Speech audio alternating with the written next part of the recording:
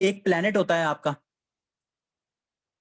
ठीक है, एक प्लेनेट, उसके लिए ना साइंसदानों ने कुछ डेफिनेशंस बनाई हैं कि जी उसका इतना स्पेसिफिक मैस होना चाहिए, उसकी इतनी ग्रेविटी होनी चाहिए।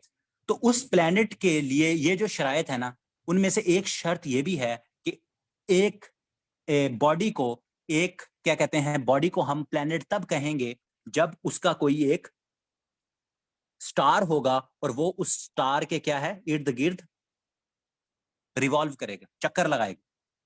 प्लेनेट की डेफिनेशन में से एक पॉइंट ये भी है कि उस चीज को हम प्लेनेट कहेंगे, मूविंग बॉडी को यूनिवर्स के अंदर, जो क्या है उसका एक अपना स्टार होगा और वो उस स्टार के इर्द गिर्द क्या है, उसके गिर्द अपना एक चक्कर भी लगाएगी। वो शेप डिफरेंट हो सकती है, सर्कुलर भी हो सकती है, एलिप्टिकल भी हो सकती है। ये एक क्या है, आपकी प्लेनेट की डेफिनेशन है।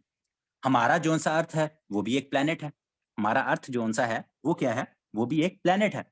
तो उसका भी कोई स्टार होगा। तो मैंने जैसे पहले बताया कि हमारे अर्थ का स्टार क्या है, सन है, क्योंकि हम अभी सन की बात कर रहे हैं तो सन को यहाँ ही उसके बारे में डिस्कशन कर लेते हैं। तो ये हमारी जो अर्थ है वो किसके अराउंड घूमती है, सन के गिर्द घूमती है।